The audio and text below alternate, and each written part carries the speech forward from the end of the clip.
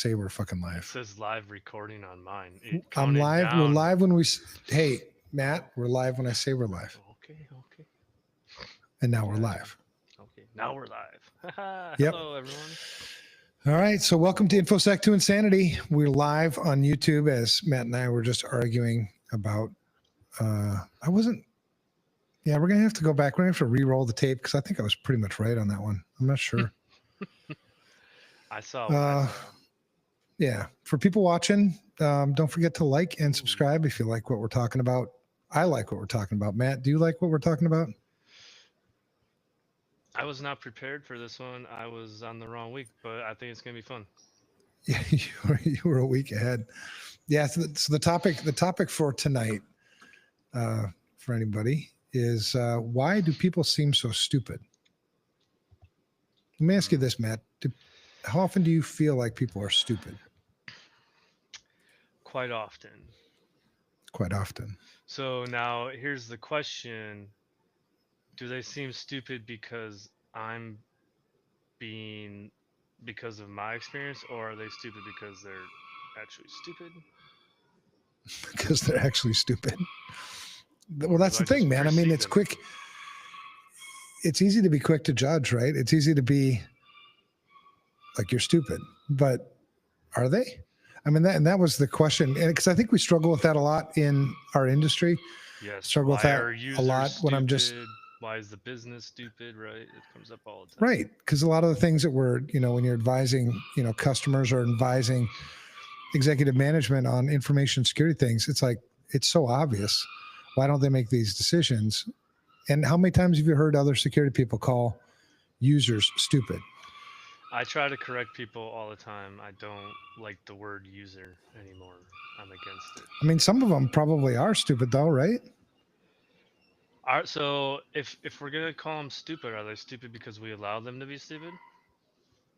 Well, that's the thing. And that's why I wanted to dig into this, because it was one of those, when you had ADHD like me, you have this question, and this is what started it. I was like, I think I was coming home from downtown Puerto Vallarta to my house here, and it was just stupid driver thing after stupid driver thing. And I'm like, why the hell is everybody so damn stupid? And it seemed like this was like a day with extra stupid. So then I got home and I'm like, is it me? Maybe it's me. I mean, my dad taught me, a super wise guy, from, Marine, 20-year Marine. And he always said to me that everybody in the room is an asshole. You're the asshole. And so I'm like, well, if everybody's stupid, wait a second, shit. So am I the stupid one? How we act or how we think perceives our entire experience? Yeah, maybe. Mm-hmm. So I started doing research. I'm like, okay, why does everybody seem stupid to me? Do you feel on some days? Do you feel like you run into that with certain things more often, like driving, or like can't close a door, or doesn't pick after themselves, or things like that? Or is it different stuff, like irritability? I think it's more obvious to me when it pisses me off more. So that was my leading question. So we talk about situational awareness a lot. Yeah. Do you think because I feel like you and I both have, I don't know, probably a higher sense of awareness than your average Joe. Do you think that makes it more difficult for us? I think it can, man.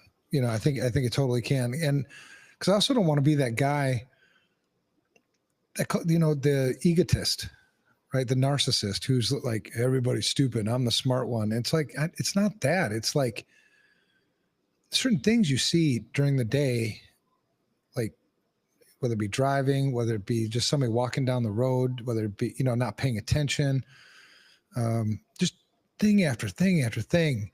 Sometimes it's in your own family, your wife does something or your kids do something. You're like, what the hell? And your cat shows its butt on the internet. Right. Like, and I know, I know I'm not stupid, but maybe I am stupid in certain areas of my life. so you do this self-reflection thing. And so I started doing a whole bunch of research, and I came up with 8 reasons Ooh, I got why 5 people real quick. Let's see what they why people match. seem stupid. And that's the important word, is seem, because it comes down to your perspective, right? To them, they may not need to seem stupid at all. They have a perspective too. And I've made this case before with, especially with, political friends.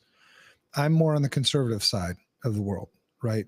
And so people will rush to grudge, well, you're a MAGA guy. I'm not a MAGA guy. I'm not an anything like that guy. I'm just a common sense, what makes sense to me guy.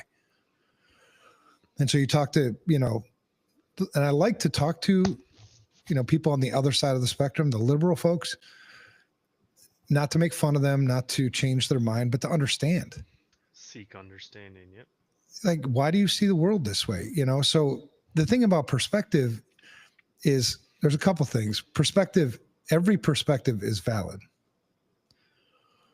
Meaning your perspective on something is valid. My perspective is also valid. What's sometimes not valid are the conclusions we draw from our perspectives. The best decisions I've ever made and to this day, the best decisions I make are the ones that are in context. I understand the situation that's around me. I understand the inputs. The best way to get good context, and this is a great, tip for any CISO, any information security leader, the best way to get context is to seek perspectives, especially the perspectives that aren't like yours. Like, take, for instance, multi-factor authentication on application XYZ. In my perspective as a security guy, no brainer. You do it. It's like not even, it's almost stupid if you don't do it. Then you take the perspective of the person who uses that application, right? The person who uses that application, they depend on that application to make money, to get their bonus, to whatever, right? And a multi-factor authentication implementation, especially one that they don't understand, they view it as a hindrance, something that's going to get in the way. Sure, it might make great sense from a security perspective, but I don't give two shits about security. I need to make money for my family. I need to get that promotion. So you've got two different perspectives. And from a security, a good security leader, I would seek out that other perspective. I would understand it, show some empathy. Okay, I get where you're coming from. So maybe there's some sort of compromise we can make. Maybe if I taught you how to use multi-factor authentication efficiently, maybe you'd see that it wouldn't get in the way. Or if we added up all the little, 10 second inefficiencies and having to do that second factor, if we added all those up over the course of a year, we come up with what? Say an hour. If we have an outage in that year, Days. how many hours would that be, right? You might be down for 2 days, right? So that's 48 hours. So we can go through essentially 48 years of this inconsistency. You know what I mean? I mean, try to put it in a way that they'll understand, because they're not stupid. They're looking at something from a different perspective than I am. Right. And so we do a lot of that. So I came up with these 8 reasons. So from a security perspective, just to recap that, if you want to make the best information security risk decisions you can possibly make and make the best recommendations to executive management, you put your risk recommendations into context. If you want to get them into context, you have to get off your ass. You have to stop thinking that people are stupid. You have to understand that their perspectives are completely 100% valid, and you need to hear it. I Right? heard a saying. Now, the conclusions they drew from that perspective might be wrong. But point that out. Their perspective itself is not wrong. When you say that to somebody, what you're telling them is their reality is wrong. And that leads to a whole bunch of fighting. Yeah, then you get the Democrat, Republican bullshit fighting. I heard a saying a couple years ago that kind of ties to this. It's called be the department of no. So I feel like people hate security people because we're always saying, no, you can't do that. No, you can't do that. Right. And they try to go around it. But if we become the department of no with a K-N-O-W, and ask more questions, seek understanding, seek the perspective, we can be joined. more cohesive. That's good advice.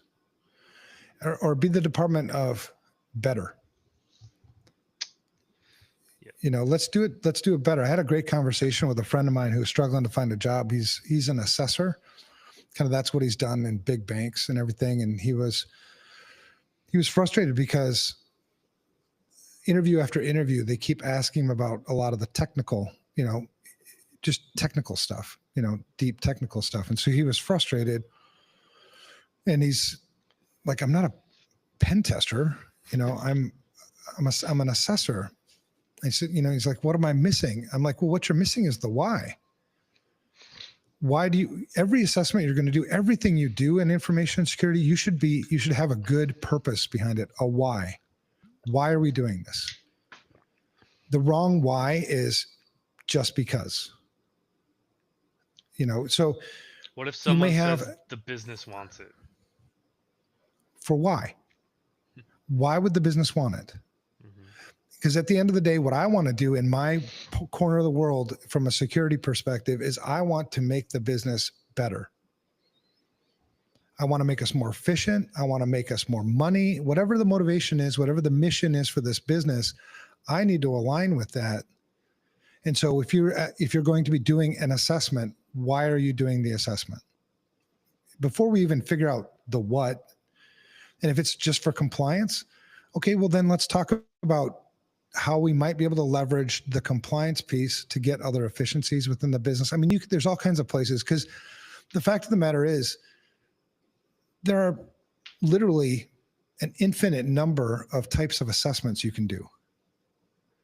A pen test is an assessment. A vulnerability scan is an assessment. An audit is an assessment. I mean, there's risk assessments. There's, you know, on and on and on. There's different scopes for assessments, you know. So if they're asking technical questions, you know, and you're an assessor, turn it back and help me to understand why I would need the technical skills you're referring to complete whatever assessment you currently have in mind. Because without the why, it's just a waste of time. So then you do become this, then it's almost like you look stupid. You're doing this. You know, if I'm just doing an assessment for the sake of an assessment, yeah, that seems pretty stupid to me. I mean, if somebody called me stupid for that, I'd be like, yeah, I think you're right. So anyway, it was an interesting discussion, because I think we do a lot of things in this industry without thinking. It's just sort of automatic. Why are you doing that? Well, everybody does that. Well, that's not the right reason to do that. I mean, if you tie everything that you're doing, and in order for you to do that, again, you got to go back to the perspectives. I don't want to implement multi-factor authentication into a business if it's going to restrict our ability to make more money. Unless this can help us make more money and what? And be compliant and protect the money, you know, whatever. There's got to be a business case for it. We don't do multi-factor authentication just because we do multi-factor authentication, because when we say that to the users, we do look stupid. And it's really no surprise that they're like, I don't want to do that. I don't want to work with you. I don't want to talk to you. Yeah. You're that guy who's always telling me I got to do shit I don't want to do.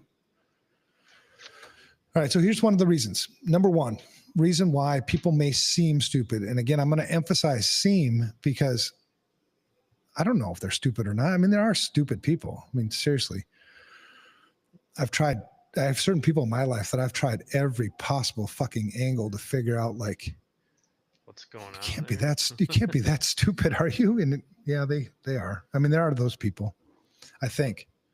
I don't know. So number one is cognitive bias. Cognitive biases.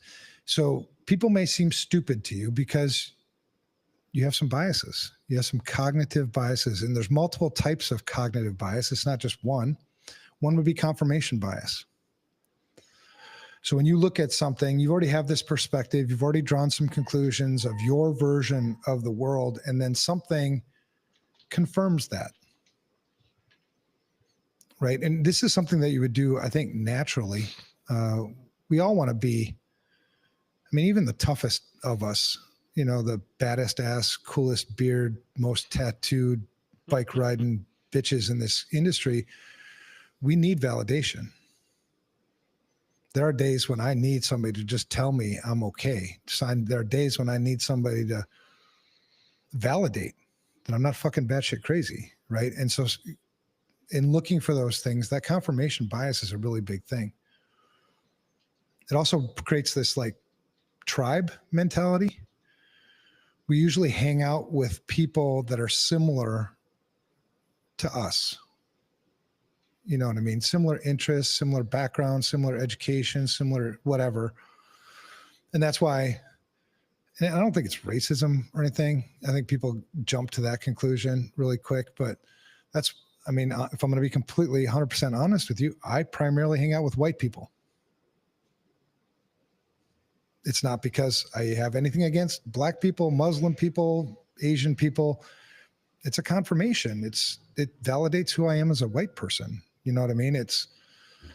But I think the same thing with, when you look at security stuff, why people might not do something that seems just a no-brainer, it's because it confirms something else that they were already thinking. So, and it can seem stupid then because you're like, what the hell is wrong with you? And they may not even recognize it. So they may not be able to explain it to you, why they feel that way. And maybe they would. And then, I think that leads to a much longer. Ask. Right. How can we mitigate confirmation bias? I think point it out. I think all these things, it's transparency. Mostly. I mean, for me, that's what's worked in the past is just, you try to be this person who's just transparent, not a bullshitter. So if I tell you something and you have that reputation, then I think people listen. So I think if I saw something that really seemed to me like it was confirmation bias and I called it out and then gave you an example of it, I think maybe that's one way, but I think sometimes confirmation bias is just so deeply rooted, especially in politics, where it's not worth your time or energy to even mitigate it. It's probably insecurity too, right? I'm sure there's, CISOs or whatever, they're going around and they come into an org. They don't like that tool. They're used to that tool. So they bring said tool or said stack of tools in. So now you're ripping and replacing, spending more money. Yeah. Some tips here. It says, be open-minded, ask questions, take a step back. Yeah. And if you're an ego guy or gal or person, them, they, whatever, if you're an ego person, maybe. Yeah, if you're an ego human, this one's going to be really hard for you because you're going to have to admit that you were wrong. And, how often do you find, especially in our industry, how often do you find security people admitting that they're wrong? Once in a blue moon, probably. Yeah, I think so too. And I think the older you get, the more, I guess, wisdom, experience you get under your belt, the more you're willing to admit that you're wrong because you have a track record to always fall back on. I think for people that are just starting out in this industry and trying to establish themselves, this is really hard to do because, so much is based on how you think you're being perceived, But yeah, you got to admit that you're wrong. Another thing around confirmation. So I have a whole bunch of cognitive biases. I'll just go through a few. Another one is fuck your ego. Your ego is not your amigo. Leave it at the door. Yeah. Yeah. I mean, we all have an ego. An ego is just your sense of self, right? It's the inflated ego that I think can get you in a lot of trouble. I know my inflated egos ended me up in jail a couple times. I deserved every second of it. But it took an ass whooping, I think, because nothing destroys an ego more than a good ass whooping. Real pain. I mean, when you went through boot camp, how much ego did you have? I had none when I was in boot camp. When I was done, I was fully loaded. But you were fully loaded in the way they wanted you to be fully loaded. You were no longer the Matt ego. You were the Marine Corps ego. Yep, correct. Yeah. Which I thought was cool. One of my favorite things, my son went to the Army. Please forgive me. I don't know why he chose that branch of the but whatever. It's a service member, and I'm proud of him and I respect him. He was the one kid. I have 5 kids. He was the one kid that had such a fucking ego in high school, and so much so that he was the only kid that I ever knocked down. I never had to get, I spanked maybe a couple times kids, but never actually knocked them down. And I would never, it was weird, man, because he had just pushed and pushed and pushed, and he wouldn't stop. He wouldn't back down. His ego was way out of the way. He had friends over, and I'm like, brother, check. Yeah. So I knocked him flat on his ass. And now everybody in the house, including my wife, including my kids, are all mad at me, because it takes a little while for those emotions to go away. And then, then everything was cool. But anyway, he had that kind of ego. And then when he enlisted in the Army, I was like, thank God, this is going to be good. And, when you go through boot camp and you're basically radio silent, and then towards the end, you get to write that letter home. Mm-hmm. You get to write your first letter to your parents. And I got that letter and I read it and I was like, this is the best day of my life for this kid. Because it was, I hate life. It's the worst thing ever. It was just, he was in so much pain. It was like, you needed it. You needed your ass kicked. That's how you take care of ego. Mm-hmm. Yeah, poor guy. I had my ass kicked a lot growing up with a Marine Corps father. I can imagine, because I have all kinds of ideas on things I would do if I had kids. I can only imagine. When he was a gunnery sergeant, he was a gunny, a lot of pride. But man, I'm so grateful for that. I look back at that and I'm like, thank God you did kick my ass when you kicked my ass, because I think just being ADHD and just being kind of the head case kind of guy that I am, I think if I wouldn't have gotten that, I'd be in prison or dead today. We're glad you're here. Well, thanks, man. So the next thing is there's this thing called the Dunning-Kruger effect. Have you ever heard of this? You guys have talked about it a couple times on like the shit show and stuff. Yeah. I'm not like super knowledgeable. So it's a phenomenon, and it's been studied a lot. If you Google or ask ChatGPT or whatever about the Dunning-Kruger effect, it's really quite fascinating. It's a phenomenon because they don't know exactly why people do it, but it's where people with low ability in any domain, right? Whatever domain they're speaking about, they overestimate their competence because they lack the knowledge to recognize their shortcomings. So they come off as experts. And they're in their mind, they are completely 100% convinced that they are experts in this area, but they're not. And it seems like the more incompetent you are, the greater the effect. Now, not everybody has this, I don't think, anyway, but that would certainly make you seem stupid to me. When you're giving advice, like let's say somebody who has no expertise, no experience in this domain, let's say cybersecurity, and you've been in this industry for 30 some odd years and you've seen what works, you've seen what doesn't work, and they come and give advice to a customer and obviously it didn't work out. So, you end up talking to the customer. And it's like, what the hell did they tell you? And it's like, no, absolutely fucking not. And then you talk to the person afterwards and you're like, why did you tell them to do this?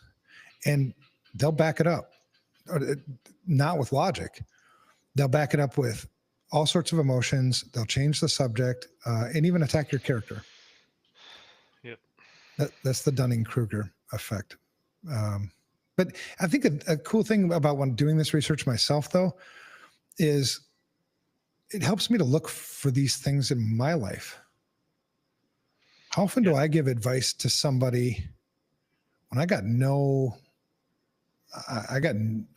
place to be given advice on something, this is mind-boggling. It's talking about like the four stages of the Kruger effect, and Yeah. like I'm just my brain is warped because it go unconscious incompetence, conscious incompetence, conscious competence, unconscious competence. So it's like you could be anywhere on the thing. It's pretty Right.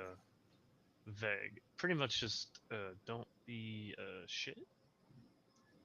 Don't be a shit. Don't be a shitbag. Just give Well, in advice on stuff you know, but I guess if it's unconscious, you can't do anything about it. right. Hmm. Well, and here's the thing for us as information security professionals and life.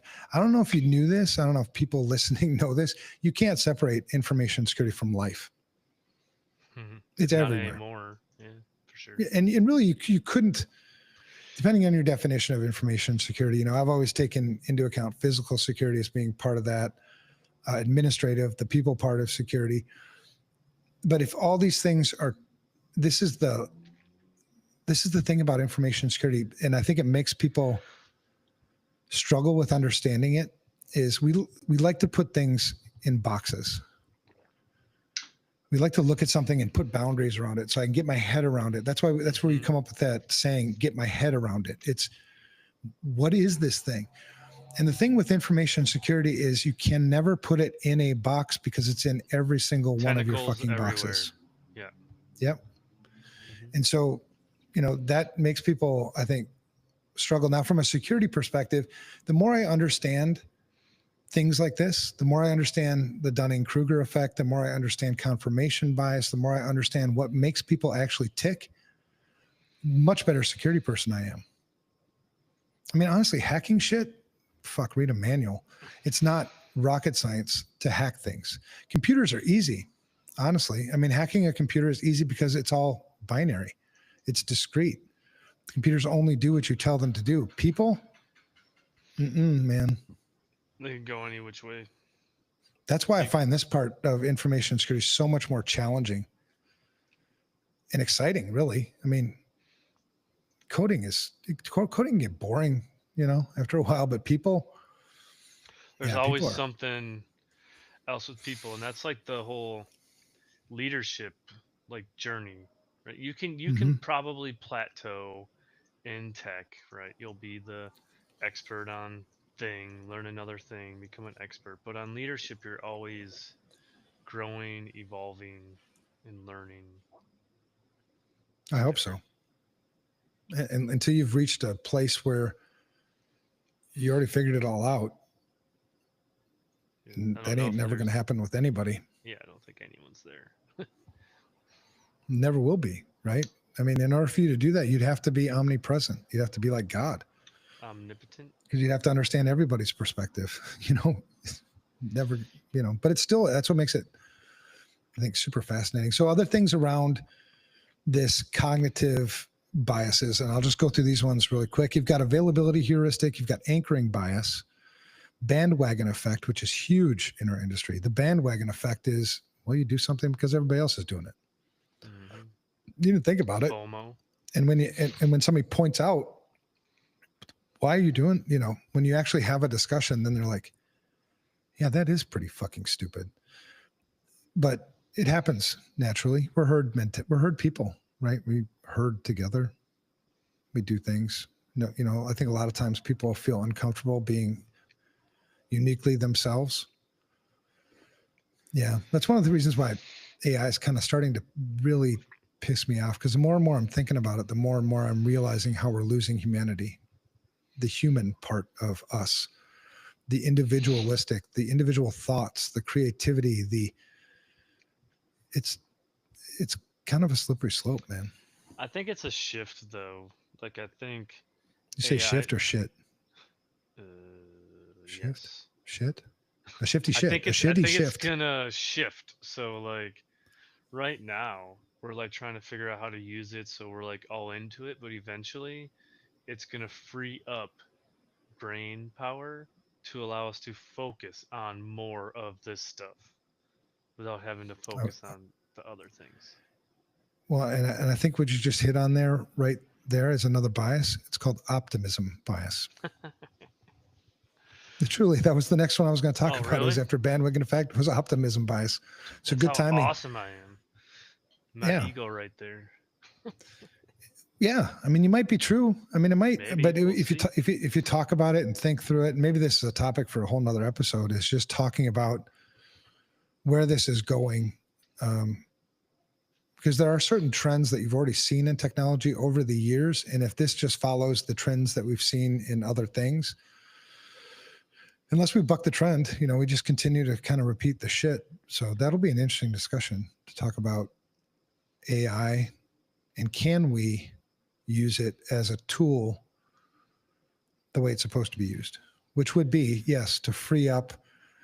Ideally, it would take the mundane shit and allow you to elevate yourself mentally into another plane and think about things outside of the box. Can we and will we? Yeah, I don't know. Maybe that's a good topic for another one.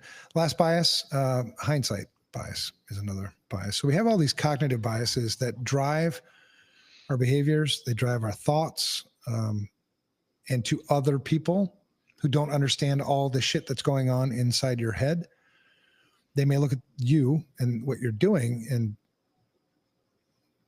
draw the conclusion like, you seem really fucking stupid to me. Again, they might be, but I mean, if you really wanted to, there's this thing that you can just rush to judgment. I could take my perspective on what I see and just draw the conclusion that you're stupid. The problem with that is I lost all this other shit, right? When you rush, and then I become actually part of the problem because, when you take stupidity and just double down on stupidity, don't you just have more stupidity? I think so. Yeah. So we just collectively become stupider. All right. The second reason why I think people might seem stupid is overwhelming complexity. The world is complex. I don't know if you knew this. It continues to get more and more complex. It's not getting simpler.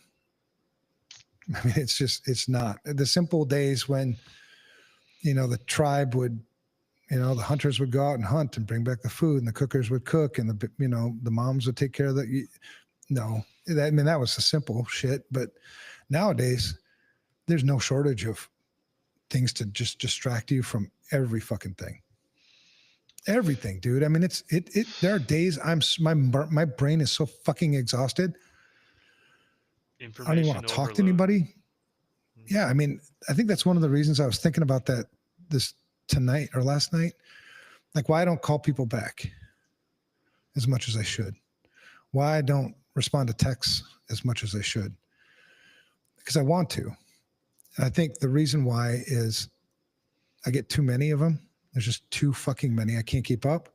And I think also by the time I have free time where I'm not actually doing anything anymore, I'm mentally exhausted. I have an opportunity for you. What's What that? if so I heard you say should a lot. Should reply to Should. this. Should call people back. What if you changed the language and said you get to respond to these messages or you get to call them back? Because then it doesn't sound like a chore in your head. Yeah, maybe. That's going to take a lot of work.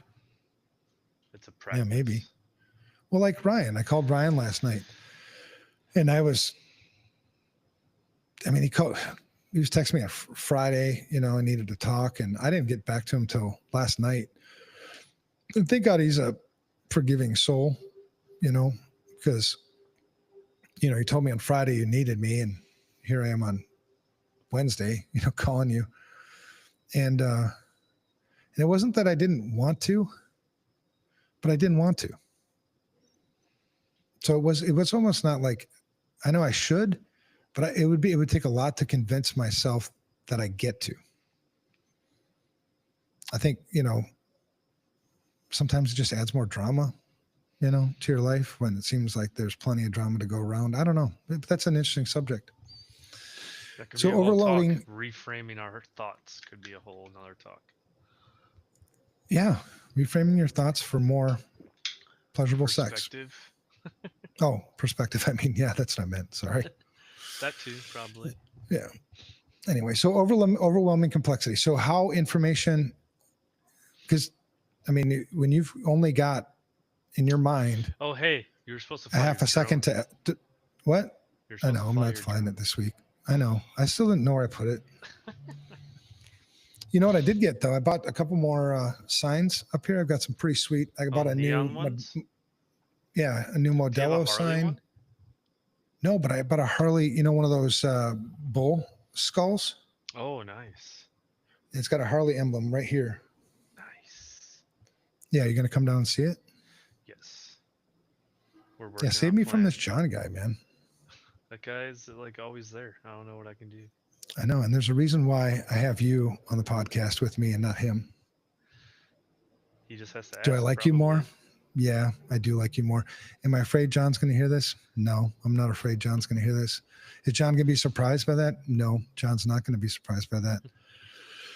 Do I love John? Absolutely. I love John. That's crazy. But how can you say those two things and that just?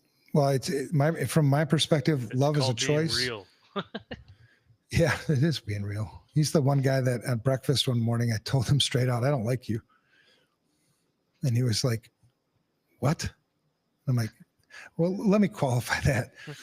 I mean, and me not liking you it's not your problem. Like if I don't like, let's say I don't like you, Matt, I do like you, which is nice. But let's say I said, I don't like you. Is that your problem? There's nothing I can do about it. It's a you thing. It's not your fucking problem. You know, and I don't know, maybe that's a little cold, but because I always felt like love is a choice. Like I can choose to love, and even people I've never met before. It's just a choice, right? And then the liking thing, in my mind, that's a feeling, and I don't have as much control over that.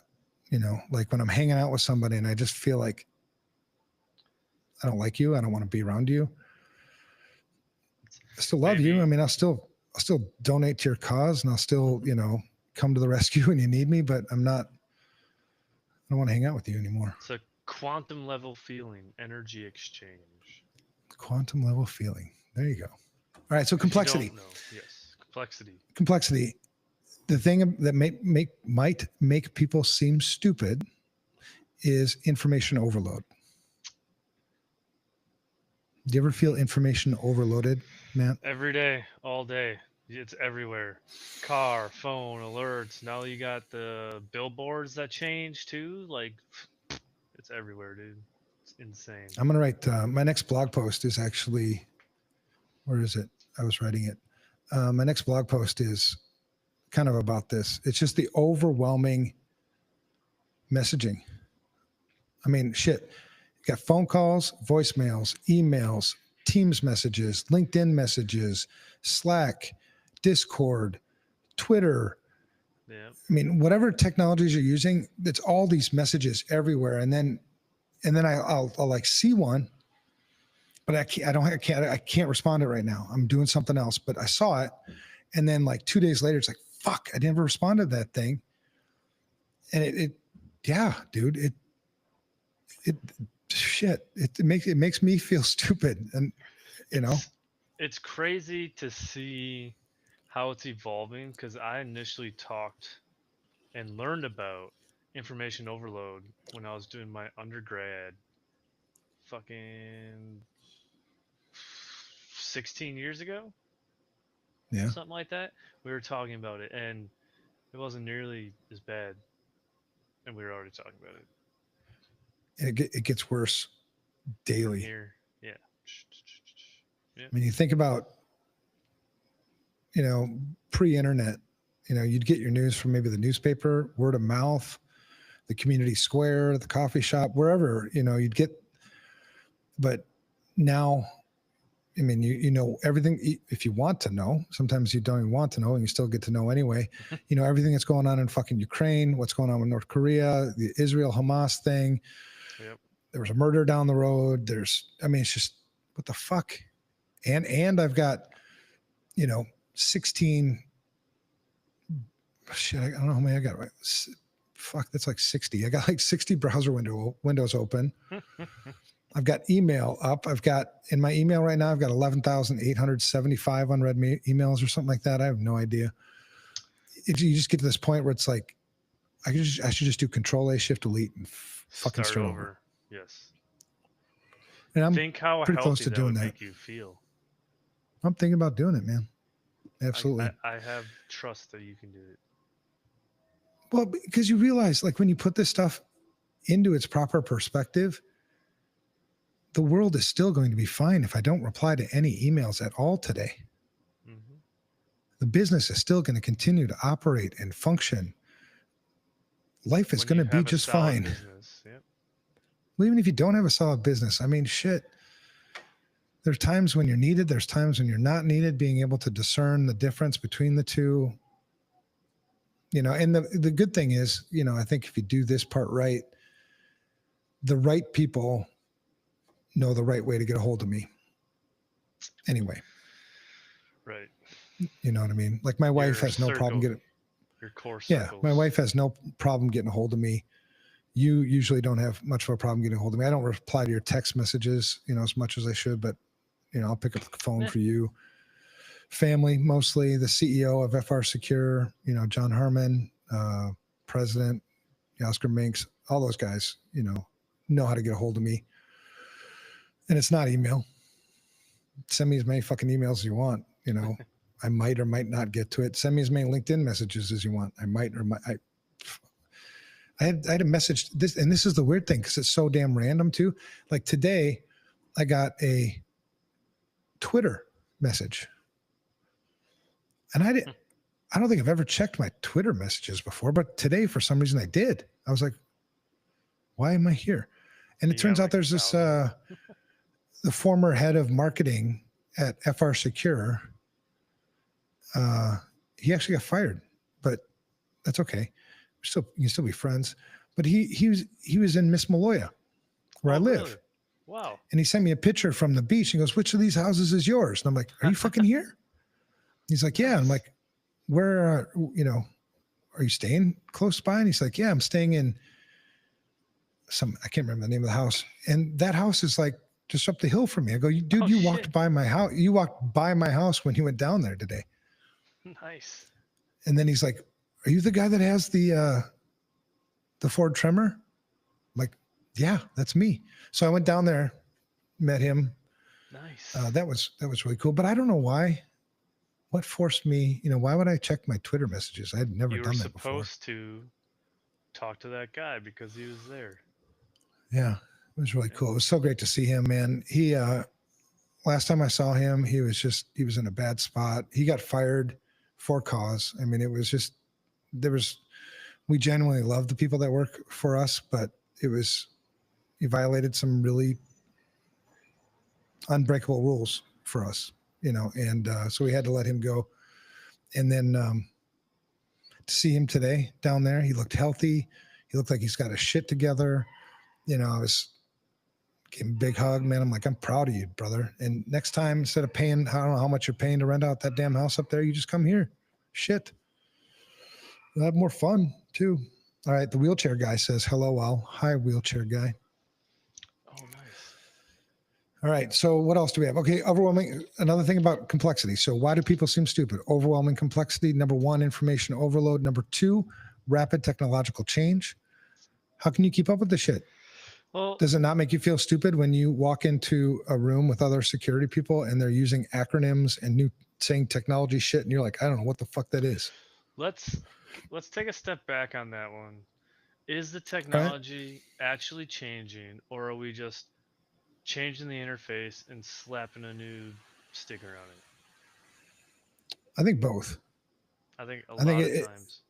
I think both. I think Microsoft, it's the latter. Even Apple. I mean, when's the last time Apple actually innovated and created something that was worth the shit? Everything's so software now. It's like, "Oh, we're innovating. Here's the new color of your fucking like button." Or right. Whatever. But then you've got, I mean, I'm not a fanboy of any company, anywhere, but those Meta glasses that I bought. Yeah, that's it. That's some pretty innovative shit. And that's a rapid technological change for some people. I was talking to there were two groups from Minnesota that pinged me today. It was just weird. So I went to the beach, and then another couple, old church couple, they were in town. So they came up to the house, and they're talking about, those are cool glasses. What are those? And they're Ray-Ban Meta glasses. And I'm like, they're Meta glasses. And they're like, what does that do? And I told them, like I can just say, hey, Meta, capture this. And it starts recording the video. I can say, hey, Meta, take a picture of this. And it just takes pictures. I don't have the AI function. That's why I'm going up to, you have to be in a country that supports that. And I don't even want to go down that rabbit hole, but they were so amazed. They're like, how much were those? I'm like $400. We're getting those, Anyway, so I think in some cases it is rapid technological change, especially when you look at the perspective of the generation that came before us. They're completely fucking lost. You know what I mean? They struggle for sure. Yeah, I think in the generation before us, that rapid technological change, I think, made you so dependent on the technology. I don't know how they can function without it. Yeah, like communication skills are just dying for sure. And common sense, you rely so much more on what the tool's telling you than what logic tells you. So I don't know, man. I think there's enough rapid technological change that, and the fact of the matter is we continue to adopt new technology faster than our ability to use it responsibly. 100%. Responsible use of technology will require you to understand the technology, use it as the tool it was intended to be used. But that's not how you get adoption and get money. You make it easier to use so you can get adoption. There's a good question. How can we survive without these tools? Turn them off. Try it. See what happens. Yeah, go out in the woods. I think you're always going to have the tool. Sometimes you're forced to. Like when we had the Category 4 hurricane here, you were forced for a week, basically. I still had, because I planned properly, I guess, which I guess would be responsible use, right? I had a generator, I had backup internet, I had a lot of shit, but taking care of your domain. But I could have functioned, I think, completely fine without that. We didn't have power for a week. We didn't have water for a week. So you solve those problems to bathe. We went down into the river, bathed in the river, which was hot. Yeah, not hot. It was awesome because my wife looked hot in the river. That's like, if you know what I'm saying. Dreams, right? Yeah. And it might be, to wheelchair guys' point, it might feel bored. I think it's, variety. What makes me bored is lack of variety, I think. I like working on cars. Because I like building shit. That's so fun. It's something I struggle with right now, is this whole content thing, right? It feels bored, but am I really bored or am I just content? And it's okay to be content. I don't know. I'm still trying to figure that out. Well, the addict mind, because you and I are both there. Addicts. The addict mind needs to get comfortable with the mundane. You have to get comfortable with the mundane. I don't need drama. I don't need excitement all the fucking time. And different strokes for different folks, man. Some people without the internet, they would be really bored. They would be really lost. They wouldn't know what to do. I'm not going to rip on them for that. I think it's, but it does expose you to a vulnerability that I think you'll need to account for, because if we took away the internet against your will, you're going to have to figure out for yourself how you're going to survive it. At this point, a lot of stuff stops working. Right. Man, you saw that chaos back with CrowdStrike. Shout out to CrowdStrike. Good work on the update. Not all right. Complexity of systems also, can make people seem stupid. Especially if I study like a network, I'm a network guy. I know networks really fucking well, man. I mean, I've always known networks really well, and thank God they haven't switched everything over to IP version 6. Otherwise, I'd be obsolete on that piece. But the thing with what was I getting at? The complexity of systems. Shit. I don't remember what I was saying. Anyway, It happens. the more complex things get, I think the more difficult it is, and the more stupid you could end up looking like.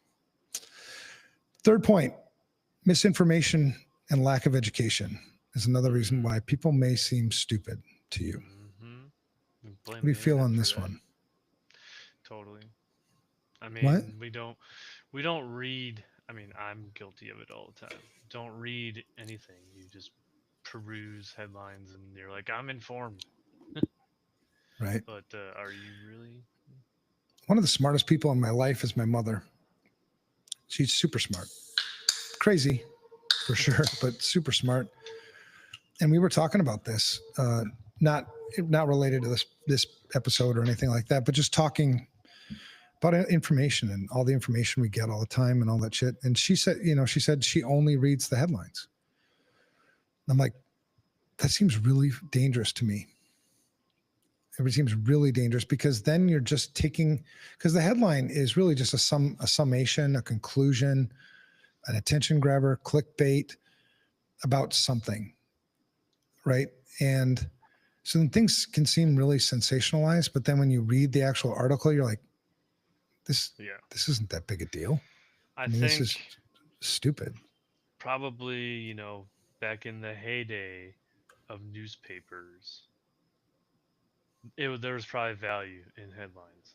But once we learn how to use information to manipulate and trigger emotional responses, it's gone. Well, and you get it just like that. I mean, I think all these things kind of play off of each other.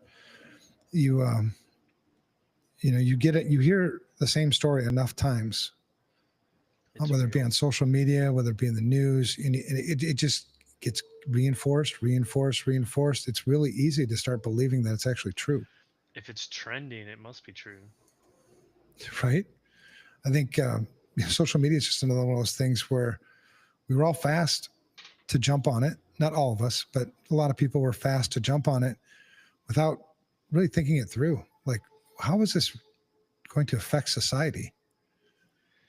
It pivoted like really quickly. It used to be like, all right, here's a picture of what I'm eating for lunch. Here's where I'm at. This is what I'm doing. Now it's like influencer people get paid to like be human and take pictures, and like it's just wild now where that's at. And when what I said earlier about the trend of technology, almost all the technology when it first comes out is used kind of innocently. It's used for, good stuff, right? It was connecting with family, sharing photos, stuff like that. Yep. But like every tool, it doesn't take long for the dark side to emerge, where before you know it, now there's all sorts of misinformation spreading all the time. There's the thing that, the tool that was meant to bring us together ends up being a tool that actually drives us apart. Yep. And that's, technology, this is a very common trend. And maybe I should write something about this too, because I think when you talk about AI and you talk about the future of AI, the innocent side, oh, look at all the cool fucking things I can do with it. I can, I can code with it. You can do lots of really fucking cool things, but it doesn't take long for the dark side to emerge. And then before you know it, you've gone down a path of no return. You don't even know you're in it until it's too late. Right. Because when the internet first came out, it was fucking amazing, man. I didn't need to have my Encyclopedia Britannica anymore. I could communicate with people on the other side of the world without having to pay long distance fees. I could play games with people.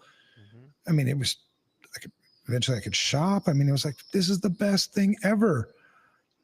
But it didn't take long for that, you know, Advertising the because the evil. internet is, you know, if you're in the right places doing the right things, it can be a beautiful Safe. place, Yep. but it's super fucking dangerous. You know, there's lots of ways to fuck you over on the Yeah. internet, For some bad shit. obviously. All right. So what else do we have on point number 3? Cognitive ease is there, emotional appeal, blah, blah, blah. What else do I have? The misinformation, confirmation bias. Again, that just drives it home, and it empowers people. Man, you can see the stupidest people, not the stupidest people, but the stupidest points, the stupidest theories start to gain widespread attention and belief and adoption because it confirms people's biases. I mean, if you look at like our trust in the government, now I don't trust the government, but it's not because of what I've read on social media, but like the trust of the government is at the lowest point it's ever been. And I think they're not trustworthy, but they never have been trustworthy. So I don't know why you thought they were before. Right. Governance. But now is in this confirmation bias, now you're starting to see like conspiracy theories that are just like, what do you have to back this up? You know what I mean? And then you cite sources that just are sources that just confirm your confirmation bias. The best way to do research is to look for counterpoints and be able to defend the counterpoints. That's interesting because I think all the things play together, right? Talking about find things to do a counterpoint with the Mm-hmm. way advertising and targeted marketing and stuff works. When you're using the internet, you're using Google, right? You're getting a Mm-hmm. funnel. They're trying to tell you what they think you want. So you're never going to see the other side if you're in the algorithm because it's just going to keep shrinking your view. So Yeah. you need to There was a figure out really how to good step out. Netflix documentary on this, wasn't there? Can't remember what Yeah. the name of that. It Where was a social dilemma. yeah, I mean, it can get kind of crazy because you can use a lot of this stuff for mind control. Mm-hmm. It's a social engineer's paradise. It's crazy because, back in the day, if you were running an experiment or a trial, whatever, you'd have to go, a thing, sign up 50 people, whatever. Like it was controlled. Now, everything is an experiment on us in real time across the globe, instantly. That's insane. Back to your optimism bias, man. This is why I don't think AI is going to go the way you think it's going to go. I hope it Fingers does. I mean, I would love it to. Yeah. I would really love it to, but it's like most things. The person and the people that's going to benefit the most are the people who control it. Oh, yeah. So there's fight for control. And I don't control it. You don't control it, So The same see. people that control stuff now will control it. Mm-hmm. Pretty much until something. Well, I mean, there were 2 points on, this third point on why people seem stupid. It's misinformation and lack of education. I think that's the best way to combat misinformation is to get educated. Never fucking stop learning, always. And always challenge shit, right? Don't just, eat from the plate, man. I mean, go out, get some culture. Like, don't just stay at home or stay in your city. Like, go do stuff. Well, encounter stuff and that's the thing too about social media, man. You saw this during COVID. Like, how comfortable would you have been to question some of the policy decisions that were being made around COVID during the time of COVID? Yeah, I was all over the place during that. You would get your ass handed to you on social media. Yeah. When I was telling people that I was going to Sturgis, holy shit, you would have thought I was Satan incarnate. That's a super spreader. I'm like, what the fuck is a super spreader? Well, you're going to come back and you're going to get everybody sick. I'm like, okay, well, what happens if I come back and I quarantined for a couple weeks. Does that still make me an evil motherfucker? Well, yeah. Why? Well, I don't because you're having know. fun. It's a super You know, spreader. well, when you got right down to it, it was because I was having fun and you're not. I'm jealous, right? Which leads to the next one. The fourth reason why people may seem stupid: it's emotion over logic. Mm-hmm. The best decisions, if you can identify it, are the ones when emotion and logic are in balance with each other.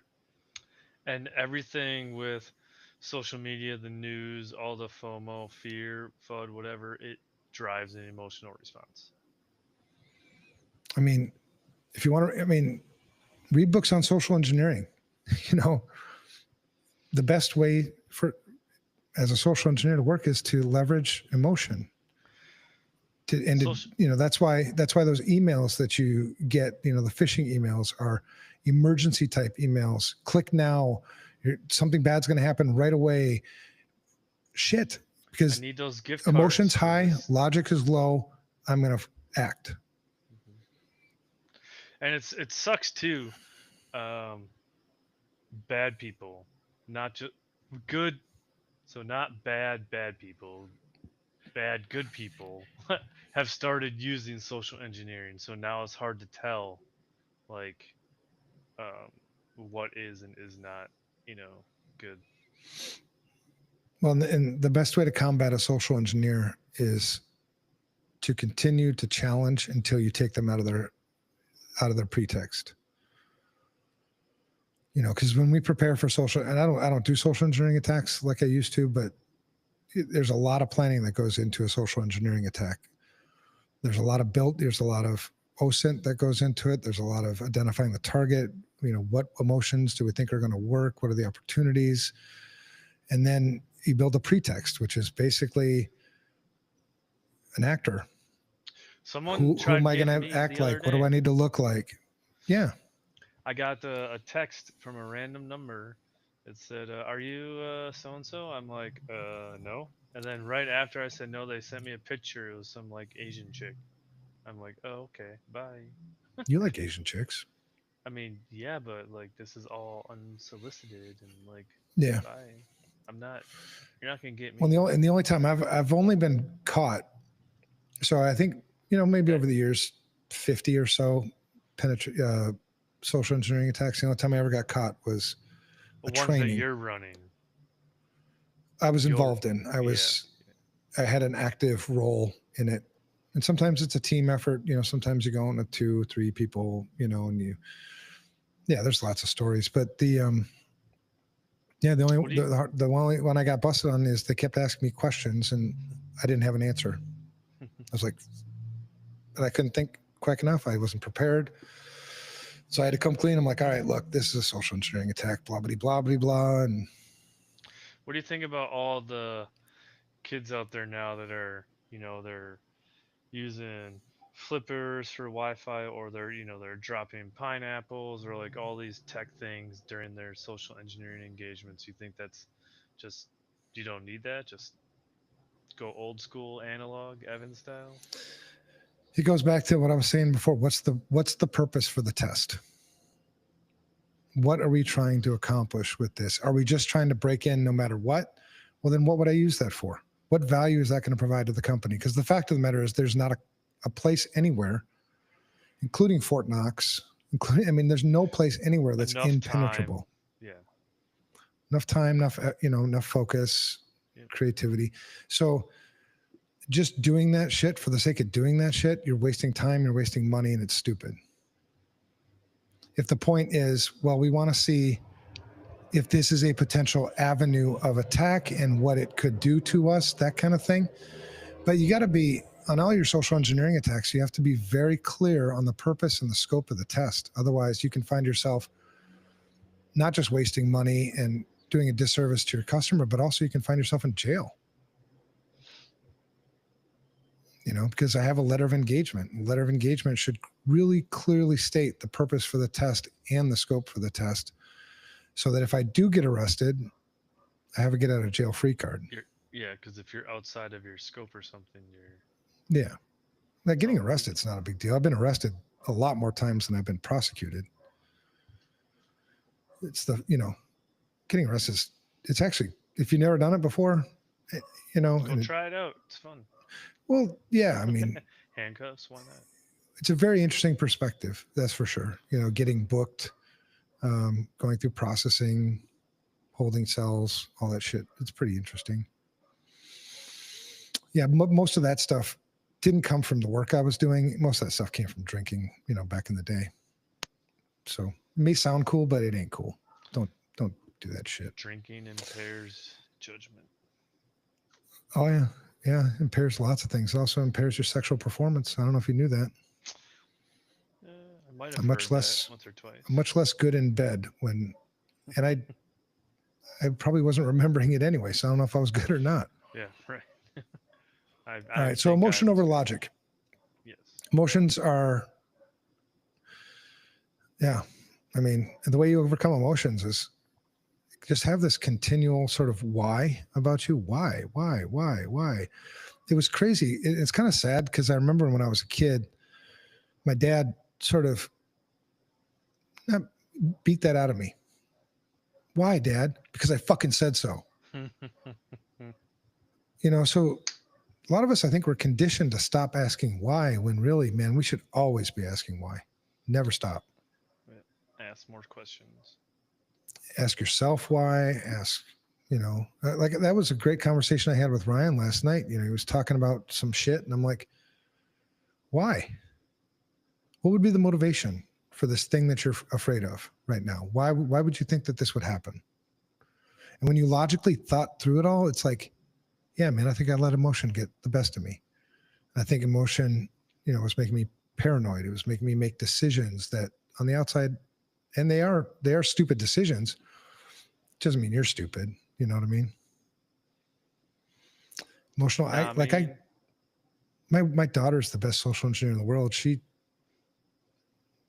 makes me look stupid all the damn time because she capitalizes on that emotion over logic. Yep. And if, one thing that people can Kids relate to a lot is it. Yeah. Oh, kids, they're like walking viruses. Have you ever been in an argument with a lady, Matt? Highly emotional argument, lots of anger, lots of frustration, whatever, right? Highly emotional, which is what those arguments usually are. And then regretted something you said or did afterwards. Mm-hmm. Yeah, that's a perfect example of that emotion over logic. Yep. So that's an interesting story. I have one. Yeah. Communication styles. This is one what? This is an example of what makes you look stupid? Yes. Or why people may seem stupid? I'm only on 0.4, man. I got 4 more to go. Oh, okay. I wanted to put. Do you want me to go faster? I mean, we're only at an hour and 8 minutes. We usually go like 2 hours. I wanted to put one in. Put one in, man. Give me it. What's you got? Communication styles.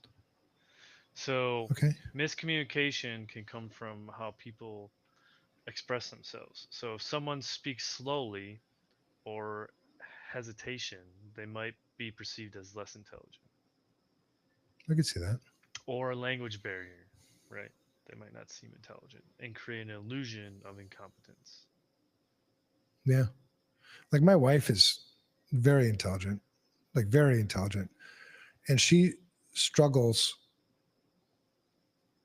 getting things out. You know what I mean? You could almost sense like the brain's going fast and getting all this stuff, and she, tries to say what she's thinking. Yeah, that's a good point, man. Because I know she's not stupid. And eventually the point does come out. She does verbalize it. And you're like, okay, I think I understand what you're talking about. We're impatient people or, whatever. And it can be perceived that way. Yeah. Yeah. Especially if you have no trouble communicating, like you verbalize really, really well, maybe somebody who doesn't, it's really easy to look at them as not being as smart as you are. That's a good point, man. Fascism, my nizzle. All right. So emotions, yeah, it also leads to analysis paralysis. I don't know if you've ever had that before. Every day. That's usually a fear-driven. You're afraid to make the decision because you're afraid of the fail. outcome. Yep. Yeah. Sadness, hope, optimism lead people to make, and I don't know how you put that. I think what seems to help is you take those emotions and you sprinkle some logic with it. Like, why do I feel this way? Is this a good decision? What might be the outcome? Because a lot of the things, I think when you make decisions, it seems like a lot of the things, most of the things are cause and effect, aren't they? I think that's how, like, basic principle you learn, right? Cause and effect. Yep. Yeah. So if I make this decision, what might be the effects of that? It might not always seem like an effect. It could Mm-hmm. be an outcome. It could be, so there could be a cause, there could be an outcome, a takeaway, an Yeah. effect. There's just different types of things, I think. No, I agree. So that's just another thing that might make people seem stupid. And again, going back to the origin of this, it was frustrating me because I was starting to feel like, and I've felt this way numerous times You over were my driving life. home and you're getting frustrated. When I felt like this numerous times in my life where like, is everybody fucking stupid? Like, am I the only one with a damn brain here? And you got to check yourself. Like, no, man, that ain't true. Because if you start believing that, you got some kind of God complex. I mean, you become that Yeah. person that you hate. It sets you down the path more and you just get more and more angry. Yeah. Yep. And I think then you become more and more isolated. I think the emotions continue to just spiral out of control. You end up kind of burnt out, whatever. I mean, All right. even on the way to work this morning, there's someone tailgating me. And since I don't have a small car anymore, I don't care. Tailgate me all you want. I'm like already going faster than traffic. I can't imagine how frustrated those people are when they go into the right lane to try and pass me, but there's like another car there, which is why I'm Mhm. still like it's just crazy. And it's all because they are perceiving that, well, I'm already judging things. Right. All right, off of that. No, dude, I get you. I get where you're coming from. Yeah. Number 5, we've touched on this a little bit. Number 5 reason why people might seem stupid is different lenses, different perspectives. I have my own perspective on what looks like stupidity to me. And just because it looks stupid to me doesn't actually make it stupid, potentially, right? You Yep. got cultural backgrounds, socioeconomic environments, different education, knowledge, um, race plays into this. I mean, there's all Experience. kinds of things. Yeah.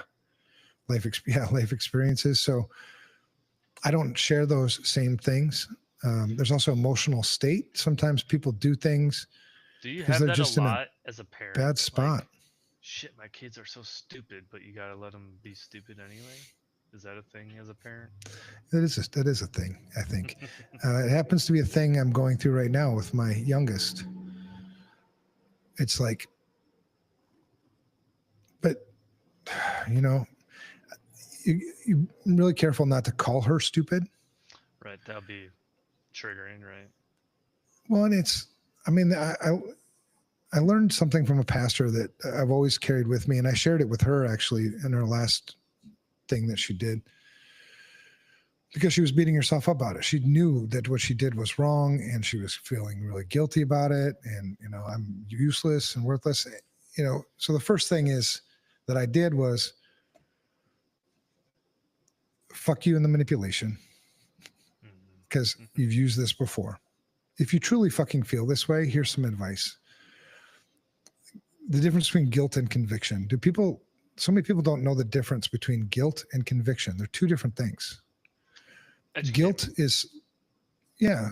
So guilt is the thing that you did something wrong and you feel guilty about it. And so you continue to dwell on it. You think that it sort of defines you. You keep telling yourself things like, I'm not good enough because I did that thing. I'm a bad person. It's a tear down effect, right?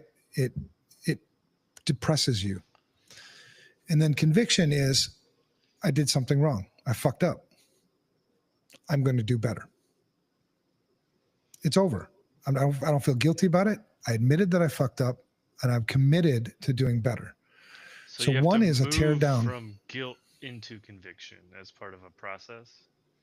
You may not have to move into it. I think if you could recognize where this is coming from. So I simplify this because, and you don't have to be a Christian. I just happen to be one. And so when I feel the guilt, and this may sound batshit crazy, but it works for me, is I'll verbally say, fuck off, Satan. Because in my belief, guilt comes from Satan. Conviction comes from Jesus. One tears me down, holds me down. One builds me up. I started doing That's that just what with works for me. my anxiety. Like when it pops up, it's like, fuck you. Like, where'd you come from? Yeah. It's and so when I just say, when you're around, when I just say, fuck you, Satan, I just put a face to it, a name to it, It's weird when you're around people that aren't like you. Yeah, I try not to do it when people are around, but yeah. I feel like saying it out loud is like more helpful though, and I don't care what they think. I'll explain it to them, and maybe they'll start moving into a different space of operating. No, yeah, for sure, man. But it's yeah, I want her to be built up. She made stupid decisions. I mean, do you agree? I mean, that's the thing. When you talk to the person, and maybe this is an approach too that you can use on the job, cybersecurity person, whatever. They made a mistake. You admit it was a mistake. It was stupid. I admit it was stupid. So instead of tearing you down, how can we do better next time? Let's build up. Let's not stomp you to the ground and make you feel like you're fucking stupid, because that's not going to solve anything. It's not going to make anybody better. Because from their perspective, I mean, when you take into account their perspective, they clicked the link. They clicked the link because it made sense to them to click the link at the time. Maybe they didn't think about it, but that doesn't make them stupid. It means, what's the opportunity? Would you think this is similar to positive enforcement, or is it like a middle ground? I think there's times for both, right? I mean, I think more security people should understand like psychology. Pavlov, right? The dogs. There's positive reinforcement and there's punishment. There's negative reinforcement. So I think the only time, I prefer positive because I like the outcomes better, but there is a time for negative reinforcement. And I think the time for negative reinforcement is when you've done something that it was clear. It was 100% clear. You knew doing this was wrong. I knew doing this was wrong, but you chose to do it. And so, yeah, there needs to be some sanction associated with it, but it doesn't mean that you're a bad person. You can't emerge from it and be, better. It's like the guy I was telling you about, we had to fire.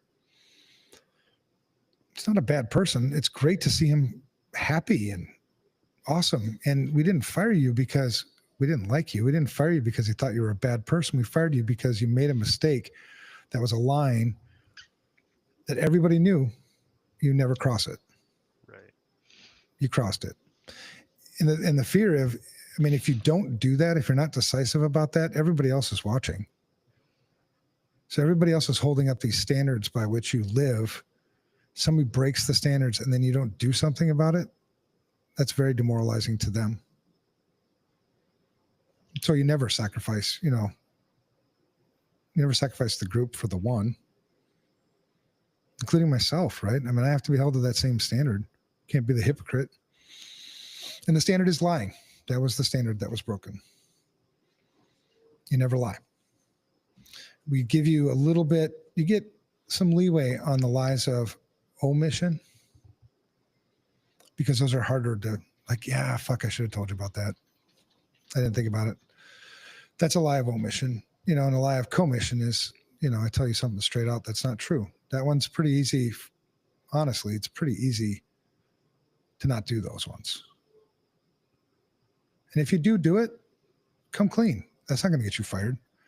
It's when you do it and, you know, it affects other people and that kind of shit. Because you erode trust. We have to have so much, especially in information security, man. I mean, how important is trust? Great. I mean, not just from the business standpoint, but you're also like, if something happens, like you're in the trenches with someone. It's like you're in a, you know, fighting hole right next to somebody. I gotta be able to trust you. The two like most important things in my whole career in the 30 some odd years in this industry, trust and credibility. The other thing which was important coming up, it's not as important and now because I'm at this stage of my career, is the likability. But if you have those three things, trust, credibility, and likability, the outcome will probably be eventually, you know, the table will shift your way. But yeah, you can't fuck that up. Just due to the nature of what we're here for. So, I might all have right. to lean So on this lie of omission. you have to lie of omission. I might have to lean on it potentially. You have some things you need to tell people that you're not telling them. No, not me. Someone else. Learning. Well, call it out. Be honest. Be transparent. Come at it from an angle of, I think, helping them, not tearing them down. If you've never had this discussion before, if you're on the fourth time we've had this discussion, well then, you know, come on, brother. It's time for me to punch you in the throat. Right. Because you're disrespecting. You know what I mean? We've talked about this before. What's missing? Yeah. Anyway, so number 5 on my list of why people might seem stupid is the different lenses, the different perspectives. The good information security people, the best leaders in any organization are the leaders. And best doesn't mean the ones who make the most money there's lots of leaders that'll sell anybody up the river. The best leaders, meaning the ones you want to follow, are the ones that appreciate perspective, everybody's perspective, especially the ones that don't. At FR Secure, we got to a point, I don't know how many years ago this was, maybe 7, 8 years ago, where our entire executive team were just people like me, just white guys, suburban guys, college people, you know what I mean? We had very similar perspectives. So it has nothing to do with color. It's the same damn perspective. We all have the same fucking upbringing. We all looked at the world the same way. And what we lost was, it got to a point where there was no creativity in the room anymore. It was dry. It was same shit. And so we had our executive meetings every week. And I told the team, I'm not coming to any more of these fucking meetings. It's the same shit every fucking week. We're not solving anything. We're not doing anything. It's like just mechanical. We need to purposely, deliberately go hire somebody to be on this executive team that has a different perspective than me and you. They need to be qualified to do the job. And I don't care if they're a different color. I don't care, they can be a white person who grew up in the inner city. It'd still be a different perspective than me. They can't be like me. And so we went out and deliberately hired Renee Rudder, our first female executive. And the very first meeting was like, holy shit, it revolutionized the company. Because she was like, why are you guys doing that? And I'd be like, yeah, why the fuck are we doing this? It brought challenge. It brought, totally different perspective. So, and I can only imagine, like, the way we looked before that must have been pretty stupid. Because I think we were being stupid. Well, I think we were just stupid. We weren't producing what we were capable of doing, and whatever. But yeah, when you brought in that other perspective, that a refreshing perspective and embraced it, respected it, it changed everything for us. Now we have another female executive, Vinay Pearson, who last year, I don't know what organization it was because I don't know accounting people very well, but she won CFO of the year with some of those CFO association things, which fuck yeah. Killer. Hell yeah. Yeah. I suck with money. So CFO the shit out of this thing. Yeah. Got a good one. We really do. Yeah. But when you truly open yourself up to other perspectives, man, you realize the value in it. It's like, it makes you a better person. It makes you a better leader. It makes the company. I mean, everything. If you want to solve difficult problems, it takes multiple perspectives, man. You ain't going to do it yourself. All right. So that was number 5, perspectives. Number 6, let's see what I've got. I can't remember what it is. Oh, groupthink and herd mentality. Yep. That really makes you look stupid if you're not part of the herd. Or the other way around. Like you're the outcast. You talked about it before, like a lot of times when it comes to like due diligence, it's cool if you're in the herd, even if the herd is not right. Yeah, I mean, how much sense does it make to, well, we're doing what everybody else is doing, meaning we're part of the herd, but the herd is running off the cliff. It doesn't make a lot of sense, does it? I would rather run the other way. And I think there's a lot of logical advantage to that. You know, if everybody's rushing to the cloud, what happens if you rush the other way? If you rush to on-prem, is there a competitive advantage to that? I don't know. Logically think through it all. But next time there's a Microsoft outage, I don't give 2 shits about it. Right. You know what I mean? Because if you think about where the attackers are going to go, well, shit, I got everybody right here in one big ass pile of shit. I'm going to go after that. Yeah. If you're not in the pile of shit, maybe there's a competitive advantage for you. It's like dumpster diving. Yeah. So I think the innovative people like to go against the herd, not destructively, but challenge the herd. Why are we actually doing what the fuck we're doing? You definitely get some interesting experiences too. Like I had an interview one time and they're like, all right, here's our list of security tools. Tell me what of these tools you've used. It was like fucking 75 tools. Now I have, 5, 6, 7 tools, and it's like, am I doing something wrong? Because I don't have 70 fucking tools. Right. You start to question yourself when logically you are completely in the right. It's crazy. But that's the healthy thing, right? To avoid this. And this was a whole chapter in my book, wasn't it? Probably. Wasn't there a chapter? Did you read my book? I didn't read my fucking book. Yeah, I have it on my shelf actually, right here. I have it. So the name of the book is Unsecurity. Is that the name of that thing? Unsecurity. Yep, right here. Yeah. That's the book. Yeah. So there's a chapter about the herd mentality because it can be really, look really at that destructive. Cute guy right there. Look at how handsome he is. Damn, that's what I looked like when I used to get chicks then, probably. Not anymore. I tell my intern and my junior guys to read this book. This is like good, awesome. It's a good. Yeah, I've heard more because I didn't do any marketing for it. I didn't do it to be famous or any of that shit. Famous just means more meetings, more commitments, and I don't want any more of those. But I've heard more and more people using it for that, which is cool, man. I mean, it's humble. It's humbling. I'll put it in a college curriculum, honestly. There's some college professors that are doing that.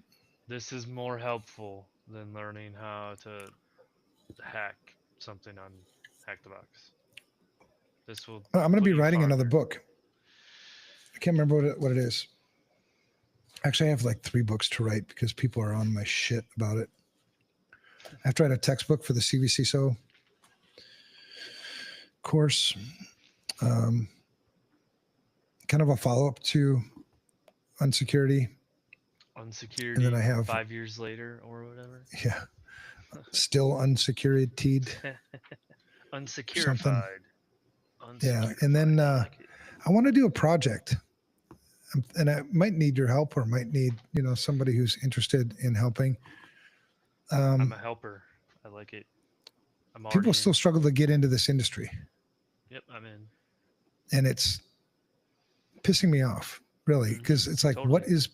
what is so fucking broken? So I was going to do this project where I was going to create a persona, create a, you know, depending on whatever job I'm applying for, create a resume, all that stuff, LinkedIn, do all that shit, and then start applying for some of these jobs and start recording some of these interviews, Mm. and answer it, as that pretext, but also share. And then afterwards follow up like, hey, I did this. Yeah. these Give them things feedback. in your interview process, like why the fuck are you looking for that? That doesn't fit at all with the job description that you mentioned. You just try to figure out what the disconnect is, what's busted here. Because I think you're going to need something like that, like something to sit in and go through this because I don't understand. I only go Do you by think what it's a the complex interviewees are problem? telling me. Like, I'm not 100% sure that the interview process is what's totally breaking it. I also feel like there is unrealistic expectations to jump to this level, right after you get a cert, or that you are certain level without having any experience. Good morning from Farm in Texas. And which farm? There's a lot of farms in Texas. Hey, let's not get specific. This is a public forum, Matt. If you want to social engineer him, why don't you do it on your own time? Jake A. Mason. So, okay. So to that point, I think, I think it is a little more complex than that. I think if you simplify this thing, right, just simplify it, it's supply and demand. So there's a demand for certain things, right? Skills, being able to perform whatever, right? And then you've got the supply to meet that demand. So if you look at it like customers and products, right? Because that's the way I look. That's kind of the way I look at it. If I was going to hire somebody, a college grad, I'd be like, what am I going to get for my money? This person is demanding $120,000 a year. When I look at the things that they're actually capable of doing on the streets, uh, market value for their skill set is maybe 60. So either I'm probably not interested. I mean, honestly. So I think you've got problems on the supply side and the demand side, because on the supply side, you've got people thinking that you need college degrees to get in this industry. Yet lots of people that are coming out with college degrees, I would have zero interest in hiring, because you've got unrealistic expectations. You've got no practical skills. Mm-hmm. You've got a lot of the, what do you call that? Book knowledge. Yeah, the book knowledge, which is good, but at the end of the day, we can't serve customers with book knowledge. There's no value unless you can apply that book knowledge. It's, and you paid $40,000, $50,000 for this education. You need to pay that money back somehow. I mean, it's just economics don't work. And then you've got on the demand side, you've got how many Spoonie's job going interviews? off on this chat here. Yeah, how many job postings are actual job postings for what people actually need? Oh, I probably not all of them. So I think there's incompetence really on Well, so there's both something sides. interesting too that I've experienced now that I'm a hiring manager. I always thought it was BS when you hear people say, "I want you to come in and hit the ground running." It's like, well, why the hell can't you train me?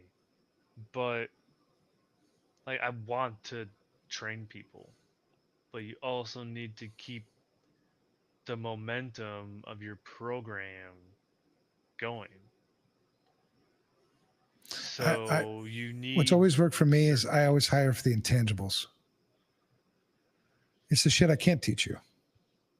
I can't teach you to be honest, a person of integrity, show up on time, dependability. You know, I can't teach you those things. I can teach you all the security stuff. So, but if that's the market that you're looking for, that's a different, I mean, meaning that's the product I'm looking for. Mhm. That's a product, um, doesn't cost as much. That's a product that's willing to learn, that's motivated to learn, that, you know what I mean? They bring this fire to your team. So you're going to have to, if that's what you're looking for, you want to teach them, you're going to have to give up a little of the productivity up front, I think, to realize the returns on the, you know, in the medium to long term. But it's always worked for us.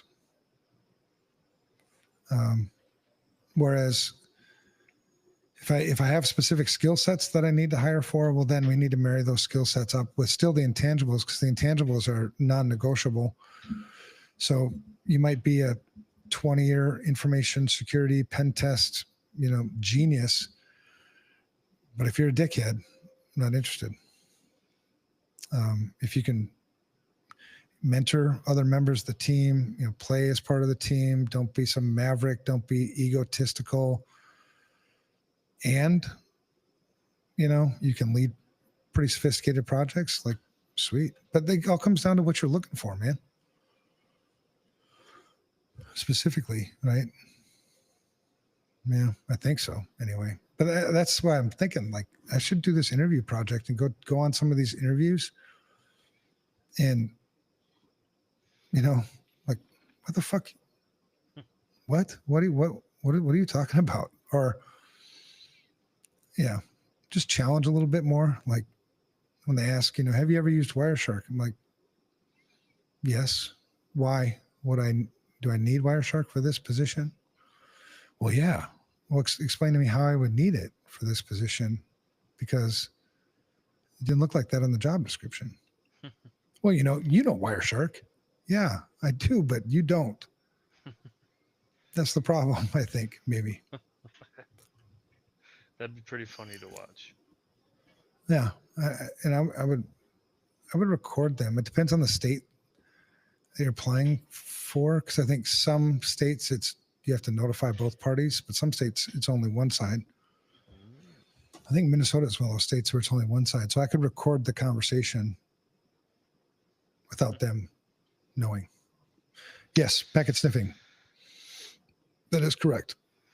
And if you want to get into pen testing, just word of advice from a guy who's broken more shit than I've fixed: pen test yourself.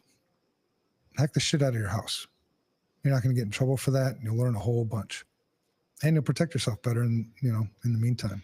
There's all And kinds of shit. then go try those hack the box things and whatever else you want to do. But I would start with hacking myself, because I'm motivated to secure my shit. Matt, do you know how many devices you have on your network right now? This is a segue. It usually is between 5 and 7. Let me check. It's probably sitting at 5 right now. Yeah. Because here's some more logic for you. It's much easier to protect the shit you know you have. I have 34 systems on this network right now. There's 5. Boom. 34, but they're all legit. Anyway, all right. It should all right, be so 6, that was another but thing. my watch doesn't always show as active. But Your Apple Watch? yep, Which Apple Watch do you have? the Ultra 2. Ultra 2. Ultra Have you been 2. seeing some of the things that are coming out with the Ultra 3? Mm-mm. I should check that Should we do out. it? We could do, it won't be out till like August or September, but They just came out. we Oh, should they do, didn't remake the 2. They just changed the fucking color of it. That's what happened. yeah. That's the one you bought, We right? should do, The Ultra You 2? got the you got the black Ultra, right? Yeah, man. Yeah, the one I got was the silver one. So What color? silver or Silver. whatever that is. It looks pretty on your wrist, Matt. Yeah, thanks. There's Yeah, mine. the black looks way fucking That's my cooler. Mexico tattoo. In America, Eagles. America. You ever make them fight Uh, when you're bored? Gah, gah. damn Nice. straight. And I'm right-handed, so that's why the American Eagle is on the right hand. Because I'll lead with my left. Probably won't knock you out, but man, when the American Eagle comes, America. it's game Whew. over.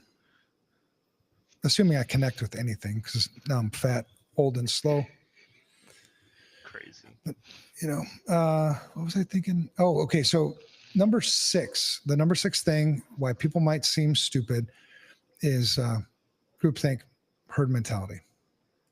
You have anything else to add to that, Matt, on the group think, Nope, we're good. herd mentality? Individuality. Do you embrace individuality? We should embrace individuality. Probably not because I'm confused by the question. If I'm being honest. Embracing individuality, meaning be yourself. Be myself. Yeah. I actually feel like I am slowly morphing back into who I used to be. But Who is did you that used to be, Matt? just blunt? Swore a lot, didn't care. So, Jake, you swear a lot and don't care? I swear a lot. Yeah, but then I I got in care. the corporate world, and you start to like filter and think about stuff a lot, and then we went through this whole Yeah. COVID thing, and I just like spiraled in this whole thing. There's a lot of window dressing in the corporate world. That's one of the things I could never understand about wearing suits. I felt like I was dressing up like a show costume. pony. Yeah, like a See, costume. the suit doesn't bother me because the Marine Corps, you had the uniforms, and it was always dressed to impress and that thing. But that So costume matters. There's a yeah, pride component to that. that's true. It's in And that there's closet right there, actually. Yeah. Probably doesn't fit, but I used to work for a U.S. bank, and it was the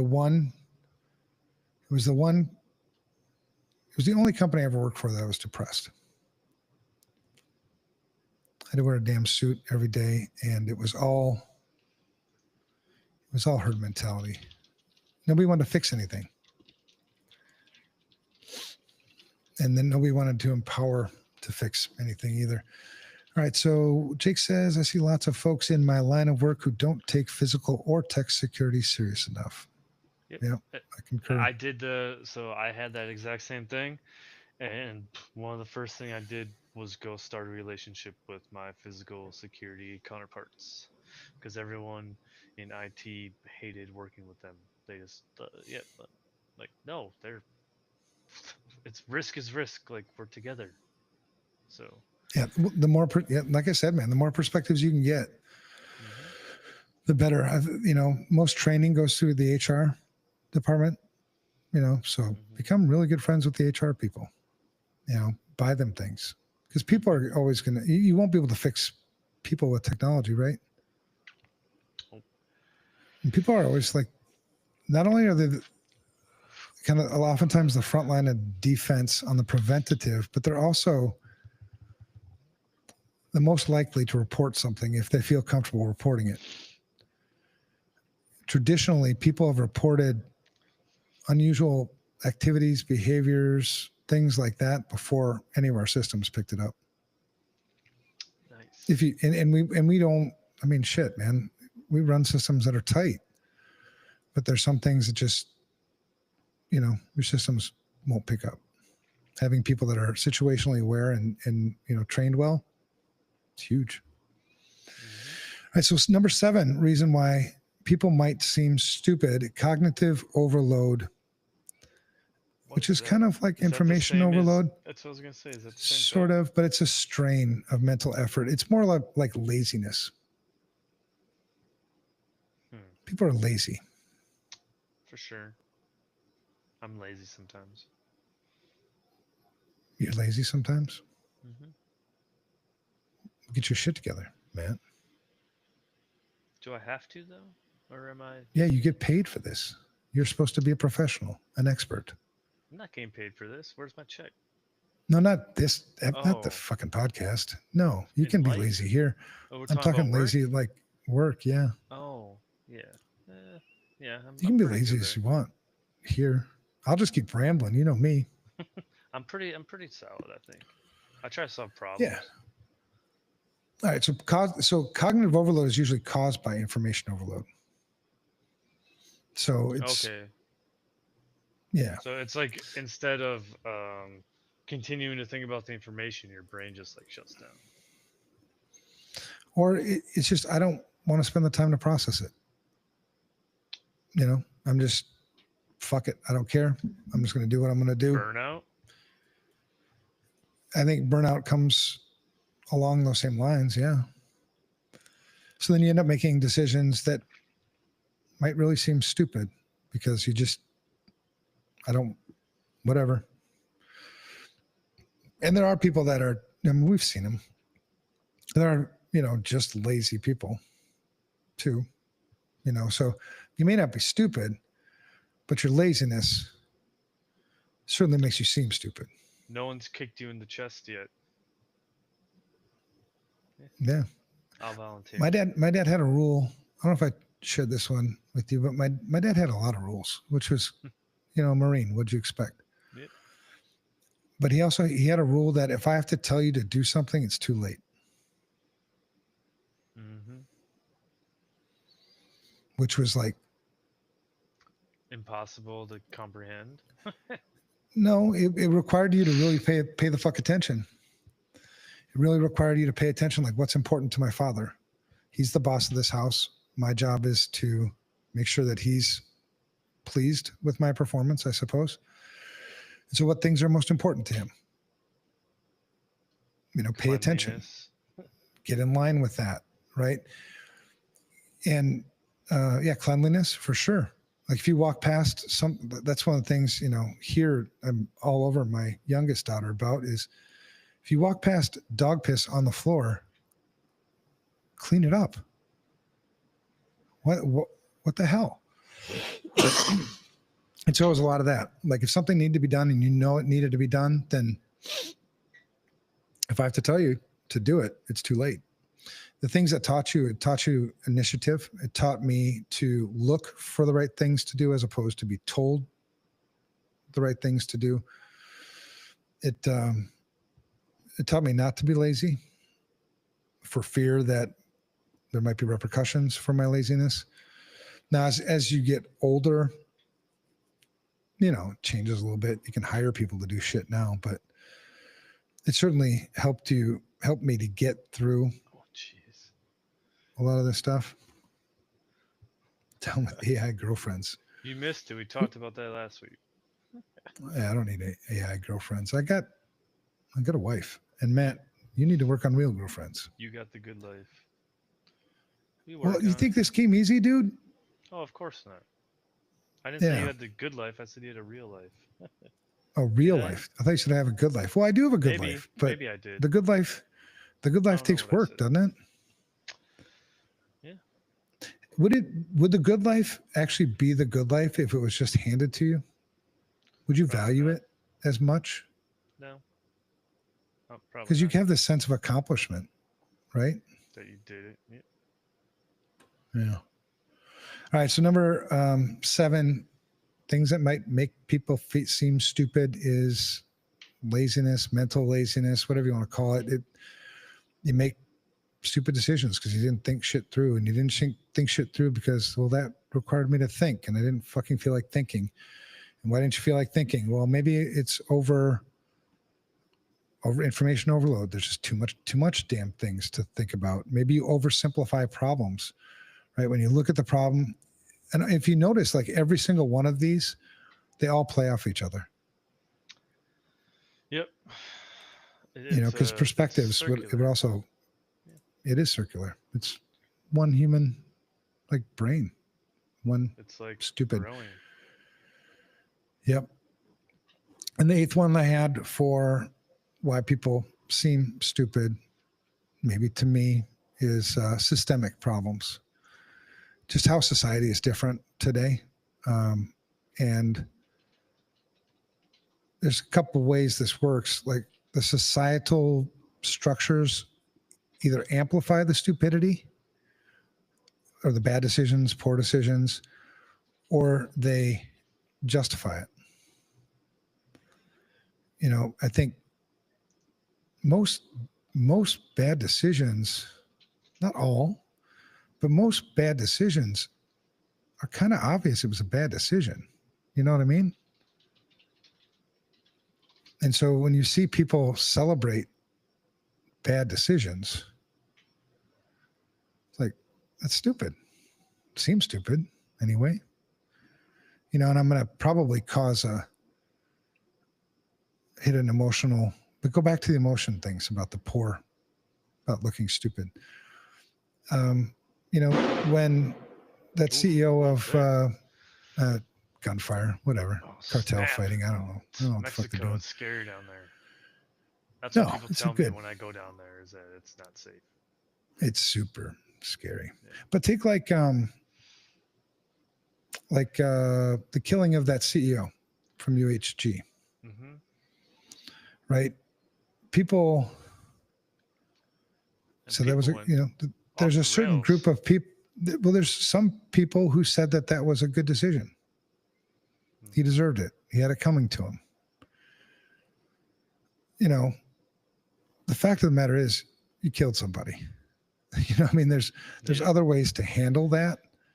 You know, I agree that UHG is an evil fucking company.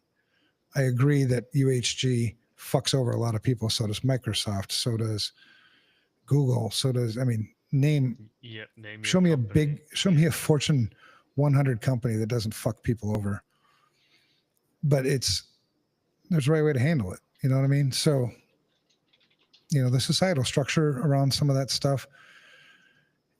And I get it, man. I mean, there are times I've wanted to string somebody up, but, you know, you take this piece and then you take, you know, the emotional decision versus the logical decision. When you think this stuff through, right, you come to the conclusion that no, it would be stupid for me to do that. Maybe it's better for me just to let that go. Maybe it's better for me to, you know, think of a more constructive way to approach this. You know, who knows? Anyway, those are the 8 things that I had. We didn't do trivia. Are we going to do trivia? Make people, was I going to do trivia? Oh yeah, fuck, we didn't do trivia either. Well, we're an hour and 52 minutes into this one. Maybe you and I will do a pre-planning next time and we'll actually get our shit together. Step up our game. Let's do it. So we'll step up our game. Things that I owe listeners, watchers, is we owe a game, right? We're going to come up with a cool game. But Matt, I'm only going to play the game if I get to win. Okay, that's cool with you. What's the name of the first computer? Like cribbage. Virus? We can play cribbage. I always beat you in cribbage. I like playing cribbage, but somehow you cheat. I don't cheat. I know. What's the name of the first computer virus? 1986. Targeted MS-DOS. I don't recall. AI says it's the brain virus. I don't know if that's true or not. No, it might be. A lot of people would have said the Morris worm, but that wasn't the first virus. That was the first worm. Morris worm was 1988, distributed via the internet. Yeah, that was the first one that kind of gained widespread, I guess, notoriety because, you know, it did spread. Who broke into a bunch of But that wouldn't the virus that you just said, that wouldn't have been the first virus because they were writing viruses. Well, viruses have existed for fucking ever. This said it targeted since the first computers. MS-DOS explicitly. So I'm sure there were viruses that were going after Fortran and, you know. Yeah, but this was against third generation languages. DOS. What's that? So this was explicitly MS-DOS related. So yeah, maybe. Oh. I cleaned a lot of boot sector viruses. Which hacking group in the 80s broke into AT&T and other major networks? They were infamous. Which hacking group in what year? 1980s.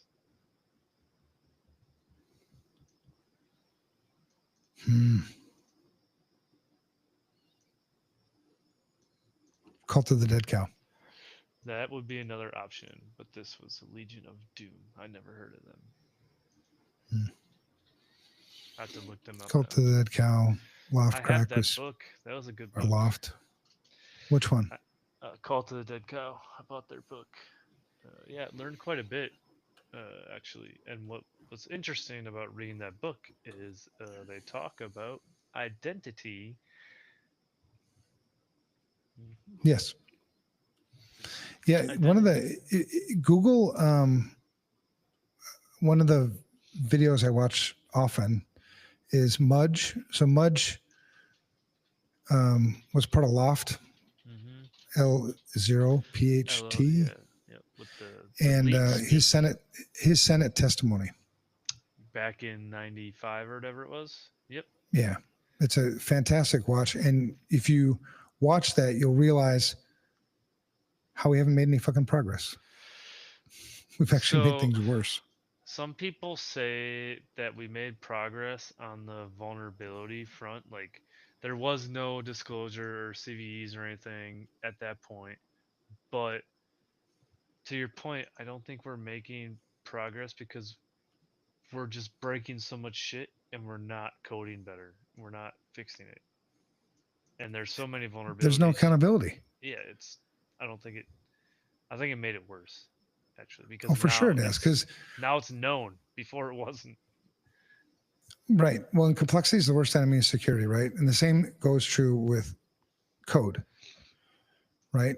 The best development shops I know of average 5 errors per 1,000 lines of code, and most of the consumer shit that hits people's consumers anywhere between 7 to 10 errors per 1,000 lines of code. When you look at the number of lines of code in that you're running on your computer right now, it's Millions. this computer probably not actively running, but in terms of installed and I'd say probably 150 million lines of code. It's So a if you do the lot of math, 150 million lines of code. it's a lot of bugs. Let's give them the benefit of the doubt, right? Like 5. Apple and all the shit, 5 errors per 1,000 lines. You do the math, you know how many, and those aren't all security vulnerabilities. Some of them are functional bugs, like shit just doesn't work the way it's supposed to work. And we just continue to fucking suck up more and more and more code, right? I mean, I didn't have code running on my fucking wrist, back then. I didn't have code running on this back then, along with 68. I mean, how many apps do I have running on my phone right now?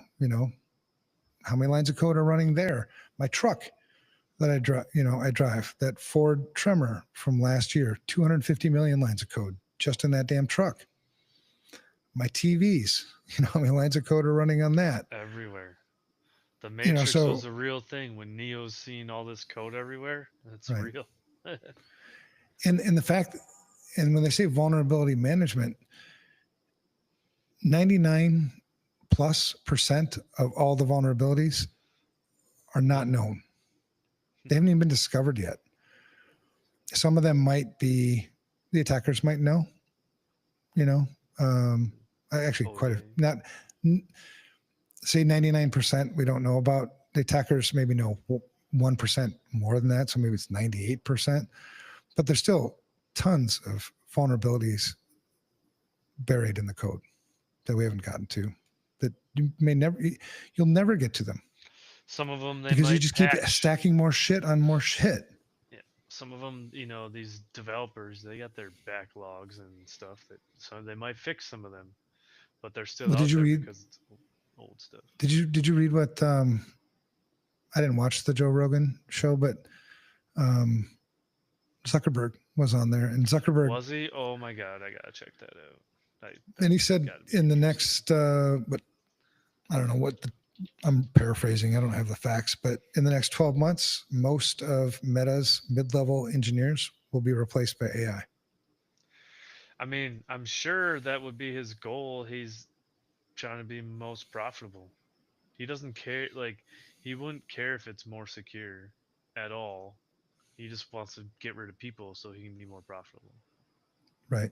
Even Well, the though crazy they're shit is errors propagate, in code. So, and this over reliance on AI, like AI is somehow going to write bugless code for you. Right. No, you just have another layer of abstraction because somebody had to write the AI. Somebody had to write the front end, the UI. Somebody had to write the algorithms. Somebody had to write a lot. There's a shitload of code that goes into the AI engine itself. And do you think that's all code free? I mean, not code free, bug free. No, of course not. And so what are you going to have AI write its own AI? Well, it's bugs writing bugs. I mean, I don't know. It goes back to this, like, just Spider stacking web more bullshit thing. on top of more bullshit. Mm-hmm. Anyway, the thing, closing remarks, man. Next week we've got, what are we talking about next week? Next week we talk about CISO. certified chaos, the role of vCISOs. So invite all your MSP friends to come and learn what they're doing right, what they're not doing right. Like, I know everything, sort of do, but whatever. It's a whole nother You have a thing wealth of experience. on that front, probably. Yeah. Closing remarks. By being more Yeah. self-aware and open-minded, we can seek more truth and better navigate our relationships, decision-making, and personal growth. Did you have ChatGPT right there for you? Yes. Excellent. Thank you, ChatGPT. And thank you for using Matt as a proxy.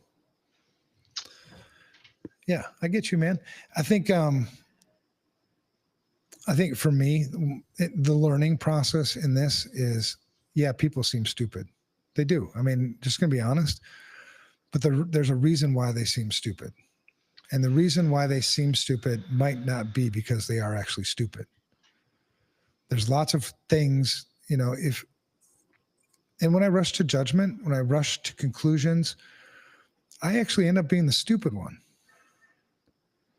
You know what I mean? So taking the time to think things through, why do they seem stupid to me?